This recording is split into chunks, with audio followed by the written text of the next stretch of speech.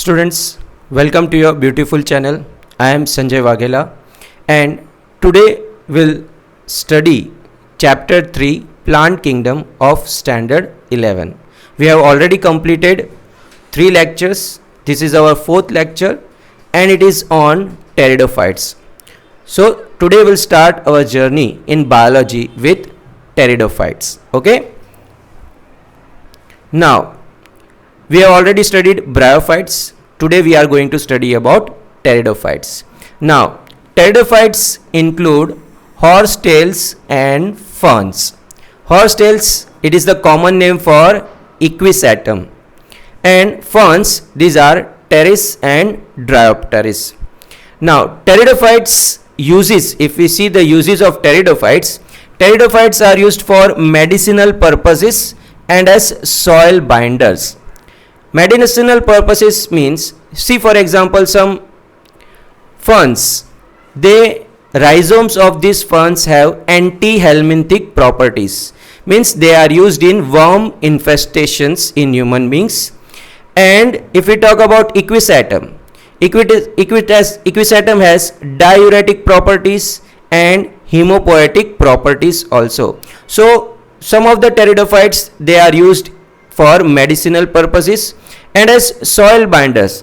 Soil binders means they will prevent soil erosion. Generally on mountain slopes, these plants grow, they hold the soil and they bind the soil, so they prevent soil erosion. Now, pteridophytes are frequently grown also as ornamentals. This is the third use of pteridophytes. Ornamental plants means, see, pteridophytes have wonderful foliage, means their leaf patterns, leaf arrangement, that is beautiful. So these pteridophytes, they are used for decorations as well as for bouquet, and these plants are also grown as decorative plants within the garden as well as within the houses. So they are generally used as ornamental plants. Now, if we talk from the evolutionary point of view, they are the first terrestrial plants to possess vascular tissues, xylem and phloem. Means if we see the evolution of plants, then algae, bryophytes and then pteridophytes. Pteridophytes are those terrestrial plants that possess vascular tissues, xylem and phloem. Means we have seen that in algae and bryophytes, these vascular tissues are absent. And these vascular tissues, that is xylem and phloem, they are present in pteridophytes. So they are the first terrestrial plants to possess vascular bundles, that is xylem and phloem. This is one of the evolutionary we can say of higher evolution of during evolution of higher plants from lower plants. This, that is possession of vascular tissues, and that is seed habit formation. These were the two evolutionary important aspects which were seen in pteridophytes. तो evolutionary point of view से एक तो seed habit और दूसरा presence of vascular tissues, ये दो बहुत ही important aspects थे जो हमें किस में दिखने को मिलते हैं, pteridophytes में देखने को मिलते हैं. So they possess vascular tissues, xylem and phloem. So pteridophytes are also called as vascular cryptogams. What they are called? Vascular cryptogams. Okay, now if we talk about the xylem of pteridophytes, that is of primitive kind. Vessels are absent in tracheids and vessels are absent in xylem. And if we talk about phloem also lacks companion cells and sieve tubes. So the xylem and phloem are of primitive kind. Now if we talk about pteridophytes are found in cool, damp, shady places, and some may flourish well in sandy soil condition.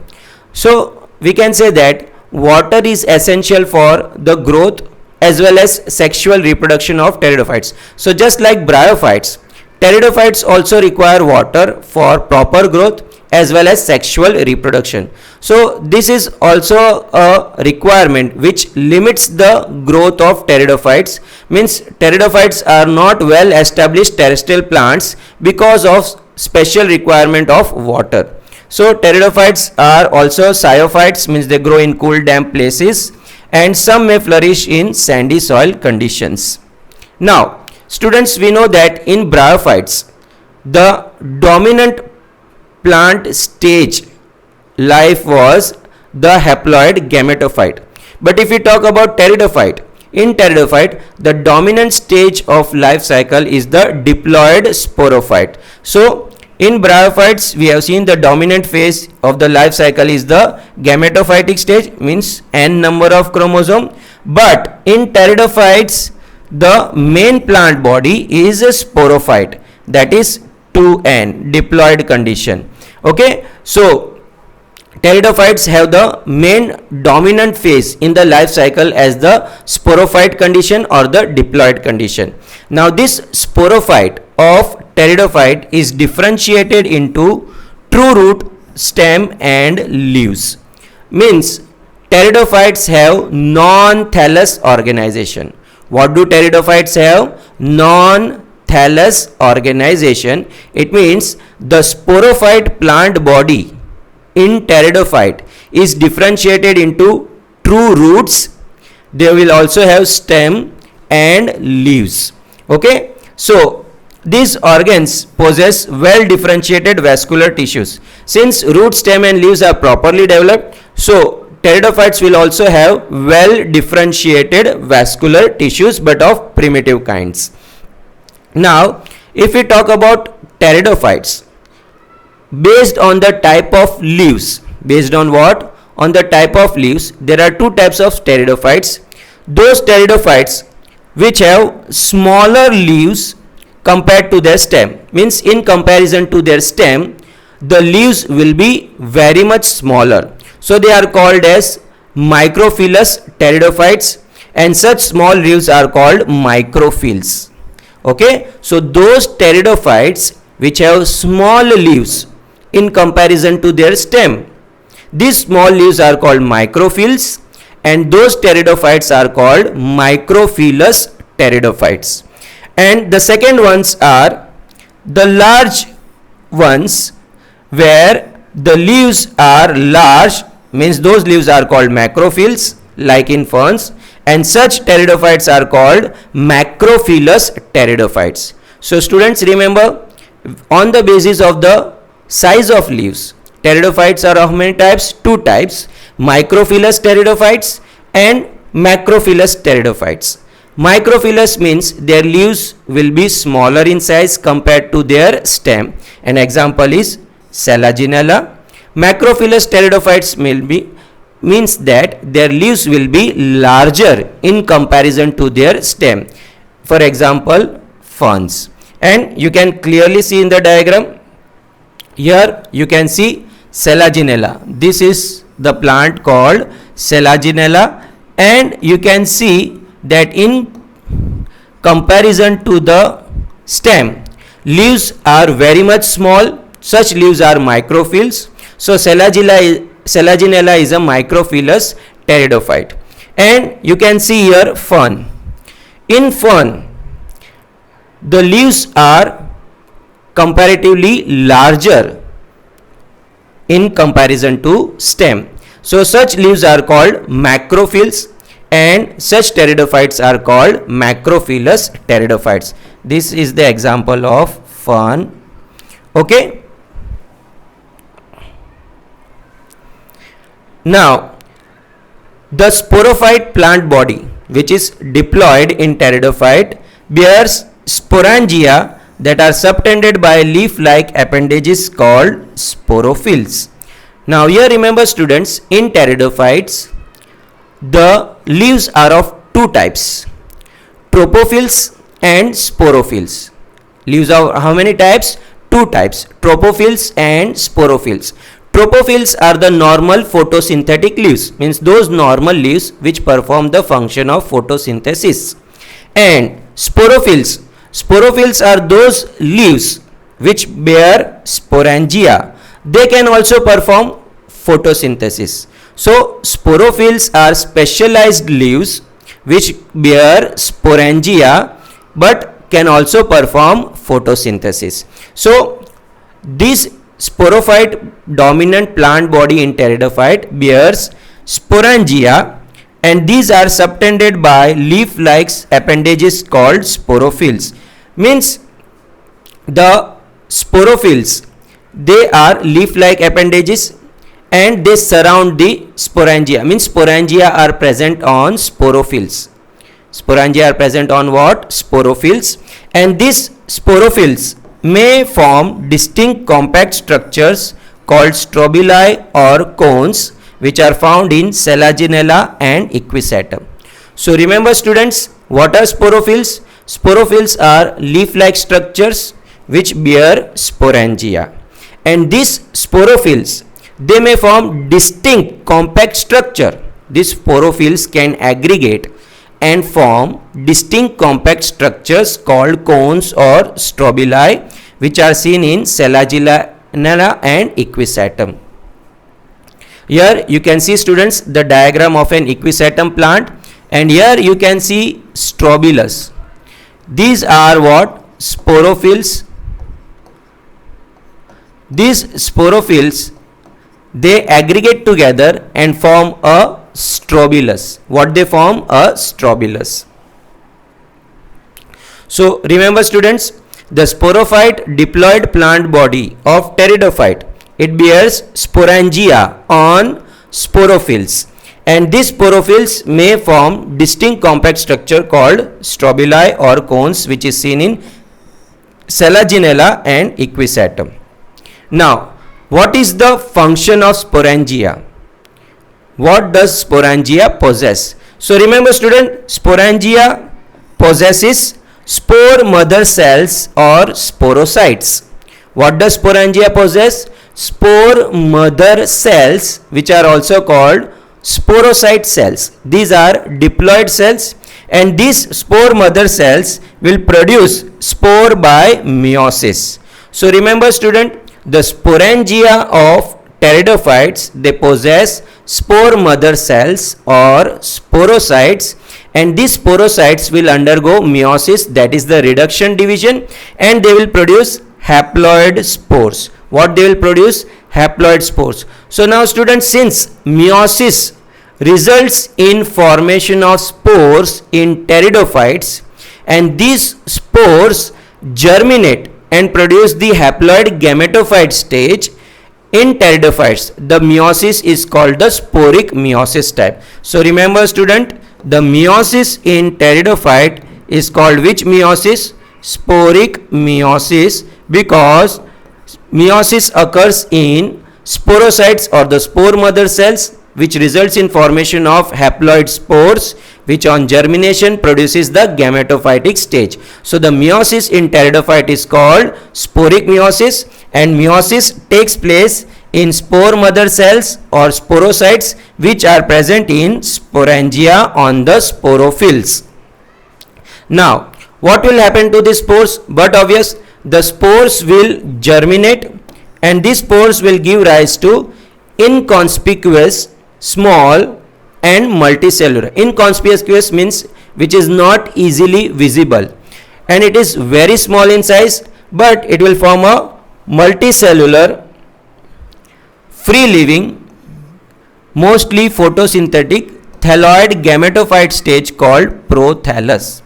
Okay, so what is prothallus in pteridophytes? So remember, in pteridophytes, the haploid spores on germination, the haploid spores means when the spores are released from the sporangia, and these spores, they get favorable conditions, that is water, soil, and such favorable conditions are obtained, then these spores will germinate, and they will produce inconspicuous, means which is not easily visible, smaller in size, but multicellular, free living. Free living means it is not dependent on the sporophyte, it is independent. Photosynthetic. Thalloid means it is not differentiated into root, stem and leaves.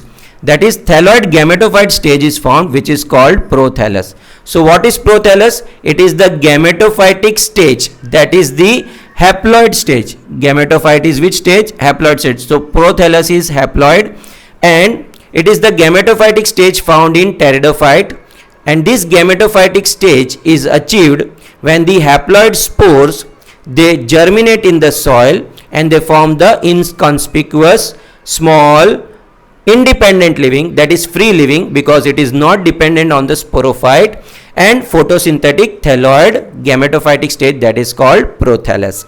Okay students, here you can see the diagram of prothallus. The prothallus of pteridophyte, this is the prothallus of fern. You can see it is mostly heart shape. It is which shape? Heart shape. This portion is called the apical notch portion, and you can see it has the female sex organs archegonia, male sex organs antherozoids, antheridia, and false root like structures called rhizoids. Okay, so remember, prothallus is the gametophytic stage of pteridophytes, and it is thalloid, means it is not differentiated into root, stem and leaves. Now here students, carefully see this diagram. This is the diagram of a sporophyll. What is this? The diagram of a sporophyll. Here you can see these are sporangia. This is actually a sori. What is this? Sori. What is sori? This sporangia, they aggregate. What they do? They aggregate and produce a structure called sori on the lower surface. Which surface? Lower surface, that is the abaxial surface of the leaves, and this sori will have sporangia, and this sporangia will have spore mother cells which will undergo meiosis to produce spore. So this is the structure of a what? Sporophyll leaf. Now again back to prothallus. So as we have seen students, in pteridophytes, prothallus is the haploid gametophytic stage, and it is independent of the dominant sporophyte, means it is free living. Now this prothallus requires cool, damp, shady place to grow, as well as water for sexual reproduction and fertilization. So remember students, in pteridophytes, the haploid gametophytic stage, that is prothallus, also requires cool climatic conditions, damp climatic conditions and shady places to grow, and also water for sexual reproduction. So due to this specific requirement, and need of water for sexual reproduction and fertilization, the spread of living pteridophytes is limited and restricted to narrow geographical regions. Means we can say that, like angiosperms, pteridophytes are not well established in the terrestrial conditions. Pteridophytes are restricted to certain geographical areas only. Pteridophytes कुछ ही geographical areas में पाए जाते हैं, हर जगह पाए जाते नहीं है. What is the reason? The reason is quite simple. Pteridophytes require cool, damp, shady conditions to grow and water for fertilization and sexual reproduction. Since these conditions are not available everywhere, so the pteridophytes, they are restricted to certain narrow geographical regions and their spread is limited. Now, this prothallus gametophyte bears male sex organ called antheridia and female sex organ called archegonia. Okay, so the prothallus has the male sex organ. What is the male sex organ called? Antheridia, and the female sex organ is called archegonia. But obvious, the male sex organ antheridia will produce antherozoids and the archegonia will produce the eggs. Okay students, so here you can see this is the male sex organ antheridia. It will produce antherozoids.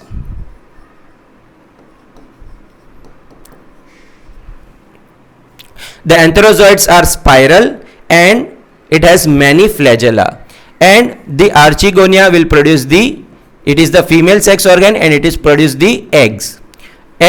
Okay, so now since both male and female sex organs are present on the same gametophyte, that is on the same prothallus, the prothallus is monoecious. What it is? Monoecious, because both male and female sex organs are present on the same gametophyte or the same plant body. So the prothallus is monoecious in homosporous pteridophytes. So remember students, in homosporous pteridophytes means those pteridophytes which produce same kind of spores, these are called homosporous pteridophytes. And in homosporous pteridophytes, since male and female sex organs are present on the same gametophytic prothallus, it is called monoecious. Okay, now if we talk about the antherozoids in pteridophytes, the antherozoids are spiral and has many flagella, means they are multiflagellate. But exceptionally in Selaginella, the antherozoid are spindle shaped and biflagellate. So Selaginella is an exception. The antherozoids are spindle shaped in Selaginella and has only 2 flagella. Otherwise, other pteridophytes are spiral antherozoids and many flagella. Egg is formed in the archegonium in pteridophytes. Okay, so as we have seen, Antheridia will produce antherozoids which are multiflagellated and spiral, and Archegonia will produce the egg cells. Now, water is required for transfer of antherozoids. This is very important point, students. This we have also seen in bryophytes. This is the same condition like bryophytes. Bryophytes को भी antherozoids के transfer के लिए क्या चाहिए? Water. The same thing is seen in pteridophytes. In pteridophytes also, water is essential for transfer of antherozoids. So, and these antherozoids are also the male gametes. Antherozoids को हम क्या कहेंगे? Male gametes. These antherozoids are released from the antheridia into water, and through water or they will reach the mouth of archegonium.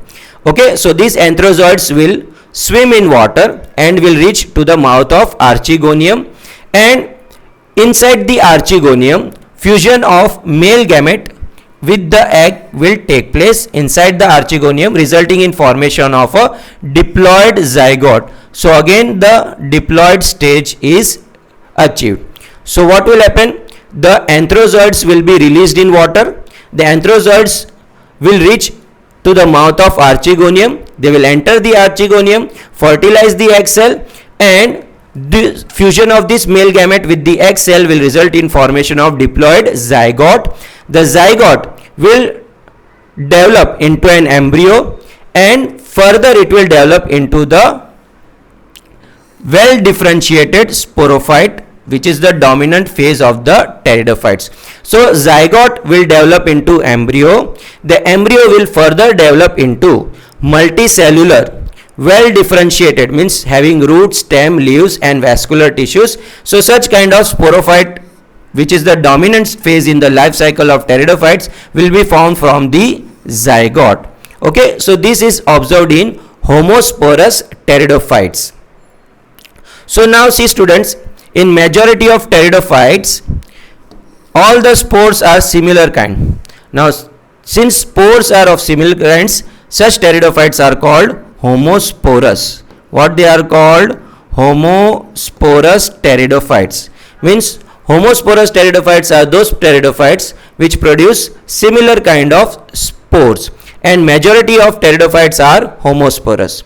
But certain genera of pteridophytes like Selaginella, Salvinia, Marsilia, Azolla, these are those pteridophytes which produce 2 different kind of spores. What they produce? 2 different kind of spores. दो अलग अलग तरह के spores form करते हैं. Macro or large spores and micro or small spores. Okay, so such pteridophytes which produce 2 different kinds of spores, they are called heterosporous. What they are called? Heterosporous. The macro or large spores are called megaspores. The micro or the small spores are called microspores. Okay, the megaspores, they germinate and give rise to the female gametophyte stage, and the microspore germinate and give rise to the male gametophyte stage. So remember students, in heterosporous pteridophytes like Selaginella, Salvinia, Marsilia and Azolla, the megaspores or the large spores, they will germinate and give rise to the female gametophyte stage, and the microspores, that is the small spores, they will germinate and give rise to the male gametophyte stage. Okay, the female gametophyte in this plant is retained in the parent sporophytes for a variable period, and development of this zygote occurs into young embryo within this female gametophyte. So now remember students, in heterosporous pteridophytes, since two different kind of spores are produced, but obvious, if prothallus is formed and it is retained on the plant body, then that prothallus will be dioecious. It will be what? Dioecious. Okay, because the male sex organs and female sex organs develop on different gametophytes. Okay, so remember, in heterosporous pteridophytes, the prothallus if formed is dioecious, means male and female are different, and the male gametophyte will have the antheridia, the female gametophyte will have the archegonia. Again, what will happen? The fusion will take place inside the female gametophyte, that is archegonia, and the female gametophyte will be retained on the parent sporophyte for variable period. In heterosporous pteridophytes, the female gametophyte will remain attached to the parent sporophyte plant body, and in this female gametophyte, that is archegonia, fertilization will take place and zygote will develop.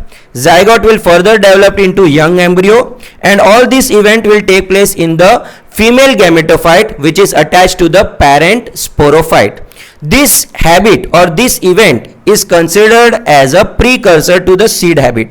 Means इस habit की वजह से, इस event की वजह से कौन सी habit gradually develop हुई? Seed habit. Okay, so this is an important step in the evolution of higher plants from the lower plants. Again students, I will repeat, in heterosporous pteridophytes, the megaspore will produce the female gametophytic stage, the microspore will produce the male gametophytic stage. The female gametophyte and the male gametophyte, they are produced on different plants, so they are dioecious. The male sex organs are different on different prothallus, and the female sex organs are on different prothallus. And what will happen? The female gametophyte in these plants is retained for a variable period, means अलग अलग समय के लिए वो male main sporophyte plant body पर retain होता है, means उसके साथ ही रहता है, वो इंडिपेंडेंट नहीं हो जाता है कंप्लीटली होमोस्पोरस प्रोथैलस की तरह. हमने देखा होमोस्पोरस जो टेरिडोफाइट्स है उनका जो प्रोथैलस है वो इंडिपेंडेंट था, फ्री लिविंग था, लेकिन यहां पर हेट्रोस्पोरस में जो फीमेल गैमेटोफाइट है यानी जो फीमेल प्रोथैलस होगा वो पेरेंट स्पोरोफाइट पर रिटेन रहेगा, मींस पेरेंट स्पोरोफाइट पर डिपेंडेंट रहेगा, उसके साथ अटैच रहेगा, फ्री लिविंग नहीं होगा. तो इसका मतलब जब मेल प्रोथैलस में से माइक्रोस्पोर्स रिलीज होंगे, वहां से एंथेरोजोइड्स जो रिलीज होंगे वो जब फीमेल प्रोथैलस के आर्चिगोनियम में एग्स को फर्टिलाइज करेंगे तो जाइगोट भी कहां फॉर्म होगा? The female archegonia, female gametophyte के अंदर फॉर्म होगा, जो अब तक किसके अंदर रिटेन हुआ है? पेरेंट स्पोरोफाइट प्लांट बॉडी पर. So this event is called the precursor of seed habit. So इसी तरह ये इवेंट से आगे डेवलप होकर कौन सा हैबिट बना? Seed formation habit. So remember this students, in heterosporous pteridophytes, megaspores produce the female gametophyte, microspores produce the male gametophyte, and after fertilization the female gametophytes in these plants are retained on the parent sporophytes for variable periods.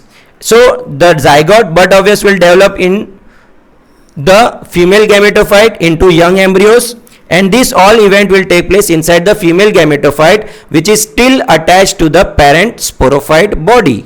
So this event is called the precursor to seed habit, and it is an important step in evolution of higher plants like gymnosperms and angiosperms from the lower plants. Okay, now if we talk about pteridophytes, pteridophytes are further classified into 4 classes. Which are these 4 classes? Coelopsida, the living example is Coelotum. Lycopsida, example is Selaginella, Lycopodium. Sphenopsida, example is Equisetum, that is also called the horsetail.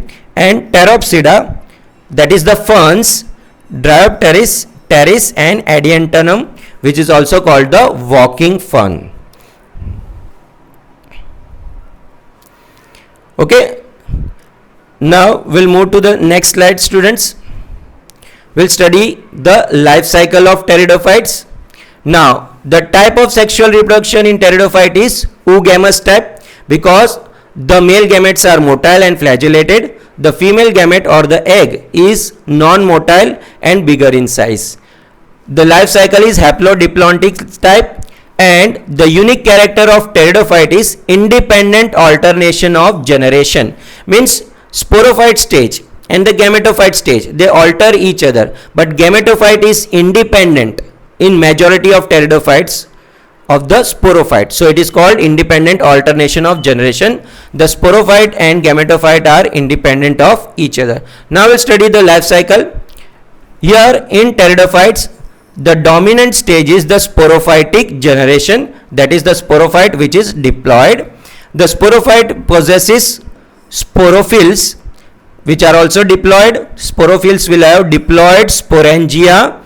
Inside this sporangia will be spore mother cells which are also diploid. So this is the diploid life cycle. Now inside this spore mother cells or sporocytes, what will happen? Meiosis will take place, and that will result in formation of haploid spores that will represent the gametophytic generation. Now these spores will produce the multicellular prothallus having antheridia, the male sex organ, and archegonia, the female sex organ. Antheridia will produce the male gametes, antherozoids. Archegonia will produce the female gamete, that is egg. Fertilization will take place inside the archegonia, and it will result in formation of a diploid zygote. So again the sporophytic generation is achieved. Zygote will develop into embryo, and embryo will further develop into the dominant sporophytic stage. Now since sporophyte and gametophyte are independent of each other, so in pteridophytes we have independent alternation of generation. Now some heterosporous pteridophyte example are Selaginella, Azolla, Salvinia and Marsilia. In heterosporous pteridophytes, microspore produces the male gametophyte, megaspore produces the female gametophyte. Hence the gametophytes or the prothallus in heterosporous are dioecious. Now if we talk about the 4 classes of pteridophytes, the first one is Coelopsida. Coelopsida, these are the most ancient vascular plants. Remember, Coelopsida represent the most ancient vascular plants, and they have primitive characters. Their plant body is differentiated into rhizome, scaly leaves and rhizoids. Means they have rhizoids, leaves are scaly type, and stem is rhizome type, means underground stem. Now only one living genera of Coelopsida is present, that is Coelotum, which is a living fossil. Rhynia and Horneophyton, these are fossil pteridophytes belonging to Coelopsida, means they are currently extinct, they are no more, but they are fossilized plants. So which are they? Rhynia and Horneophyton. Next we study the next class, Lycopsida. Lycopsida includes club mosses. Now students, don't confuse these common name with the moss of bryophytes. Mosses of bryophytes, that is Funaria, are different, and this is the common name club moss given for Lycopsida. So don't confuse. Lycopsida are commonly called club mosses. The plant body of Lycopsida is differentiated into root, stem and leaves. So they have true roots, true stem and leaves. Leaves are green, photosynthetic and known as tropophills. So these are general leaves. Sporophills are the spore bearing photosynthetic leaves. Sporophills are also present in this group at the tip of plant, and they aggregate to produce strobili or cone. Now examples of Lycopsida are Lycopodium, which is also commonly called the club moss. It is a medicinal plant and used as a tonic in homeopathic medicines. Now if we talk about Selaginella, it is also called little club moss, spike or bird's nest moss, also called the resurrection plant. Why it is called resurrection plant? Because it is commonly called as Sanjeevani, as it rolls up during dry season to form brown balls. Dry season में means acute summer season में वो curl हो जाएगी, role होकर brown balls बन जाएगा, means almost dead लगेगा, but on availability of water it turns green and again grows. So it is commonly called as resurrection plant. What is commonly called? Selaginella bryopteris is commonly called resurrection plant. Now students, carefully see this structure. It is a prop root like structure. What it is called?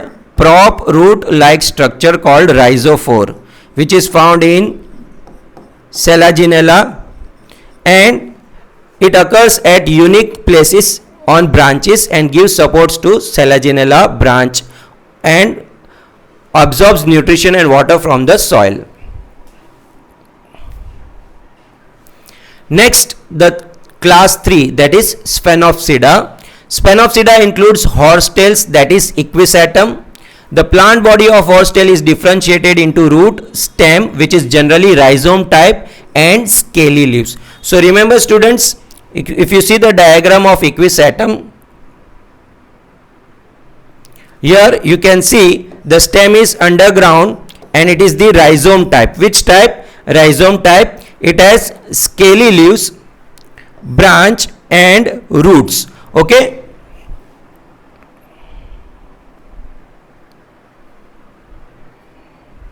So in Sphenopsida, commonly called horsetails, example Equisetum, the body is differentiated into root, stem which is rhizome type and scaly leaves. Silica is present in the epidermis of these plants. These plants, they store silica in the epidermis. So due to this presence of silica, the surface of this plant becomes rough and it can cause chance of fire in the forest on occasional rubbing between two plants. Now, the formation of sporangia takes place on special branches of stem called sporangiospores. So remember, sporangia are formed on special branches of Equisetum or horsetails. These specialized branches are called sporangiospores, and sporangiospores are arranged in a group to form a long and condensed cone. This cone is at the apical part of the aerial stem and it is called the strobili.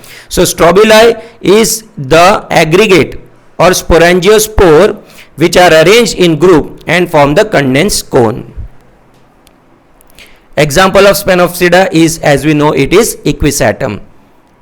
Next is Pteropsida. It is the largest group of pteridophytes. So remember students, Pteropsida जो है वो pteridophytes का सबसे largest group है and it is commonly called as ferns. उसको हम commonly क्या कहते हैं? Ferns. And most of the pteridophytes are ferns. Ferns are megaphilous और macrophilous. Means stem के comparison में इनके leaves जो होते हैं वो larger size के होते हैं. And it has rhizome is small and leaves are comparatively large. Such large leaves of ferns or macrophilous leaves are also called as fronds. Now, they have multicellular hairs on young leaf and young rhizome of ferns which are called ramenta. Okay. Here you can see student, multicellular hairs are present on young rhizome and young leaf. These are called ramenta, and they also show circinate tyxis or circinate venation. Means they are curled up. See, you can see in the diagram, they show curling. Such curling of leaves, young leaves, it is called circinate tyxis or circinate venation, which is a unique characteristic of ferns. Okay, now there is no difference between tropophills and sporophills in fern. Means tropophyll और sporophyll एक ही होते हैं. So it means that every leaf of fern will bear sporangia on the which surface? On the adaxial surface at the time of reproduction. So cones are not produced in ferns. Ferns में cones produce strobili होते नहीं हैं. Now example of ferns are Azolla. Azolla is an aquatic fern. It is the smallest pteridophyte and it is used as a biofertilizer. Now see student, Azolla, it has a association with a blue green algae Anabaena, which is nitrogen fixator. Anabaena जो होता है वो nitrogen को fix करता है in the heterocyst cells, and this Anabaena is present inside the Azolla. So Azolla is used as a biofertilizer and it is the smallest pteridophyte. Second, Adiantenum, it is a homosporous pteridophyte. Adiantenum is commonly called walking fern. तो क्यों उसको walking fern कहते हैं? Because in Adiantenum asexual reproduction, that is the vegetative reproduction, takes place by means of leaf tip. उनके जो leaf tip होते हैं वहां पर से जब जहां पर भी वो सॉइल को टच करते हैं वहां पर नया एडियंटेनम प्लांट ग्रो होता है. सो एसेक्सुअल रिप्रोडक्शन और vegetative reproduction occurs very fast in this plant. So this plant is also called as walking fern. Next is Alsophila, which is the tree fern or the largest pteridophyte.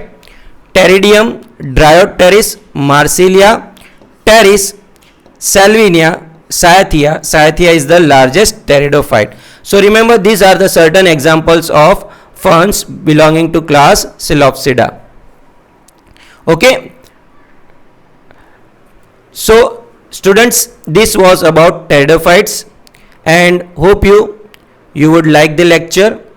If you have any doubts and queries, do comment in the box and do give a reply. Thank you students.